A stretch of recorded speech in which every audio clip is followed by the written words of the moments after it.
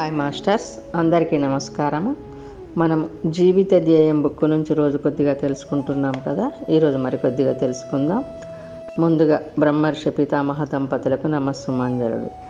ఇంతవరకు మనము త్రిరత్నాలు తెలుసుకున్నాం. ఈరోజు క్షణ జాగ్రత్త. క్షణ జాగ్రత్త అనేది ధ్యానం ద్వారా, ఆత్మజ్ఞాన ప్రకాశం ద్వారా మనకు లభ్యమయ్యే స్థితి. ఈ స్థితిలో సదా మెలకువతో ఉండడం జరుగుతూ ఉంటుంది. ఎప్పుడు వర్తమాన స్ఫూర్తి కలిగి ఉంటాం. భూత భవిష్యత్ కాలాల ఛాయలు వర్తమానం మీద కావాలంటేనే పడతాయి, నిర్ణయించుకుంటేనే ఉంటాయి.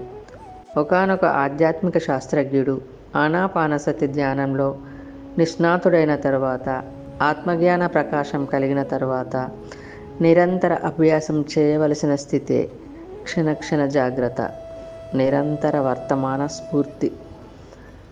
మన లోపలి మనస్సు యొక్క పరిస్థితులు కానీ, మన బయటి ప్రపంచ పరిస్థితులు కానీ క్షణం సృష్టి క్రమంలో రూపాంతరం చెందుతూనే ఉంటాయి. ఏ పరిస్థితి స్థిరమైనది కాదు, ప్రతిదీ అస్థిరమే. నిరంతరం మారే లోకంలో వర్తమాన సందర్భాన్ని, సమస్యను తత్క్షణంలోనే గుర్తించి దానికి అనుగుణంగా తత్క్షణంలోనే జాగరూకతతో, సమ్యక్ ప్రతిస్పందనతో మెలగగలగడమే క్షణ జాగ్రత్త స్థితి. ఓకే మాస్టర్స్, ఈరోజు ఇంతటితో ముగిద్దాం. తిరిగి రేపు మరికొద్దిగా తెలుసుకుందాం. అందరికీ ధన్యవాదాలు. బ్రహ్మర్షి పితామహకు నమస్కారములు. మనమందరము ధ్యానము, స్వాధ్యాయము, సజ్జన సాంగత్యము, శాకాహారము పాటిద్దాం, స్ప్రెడ్ చేద్దాం.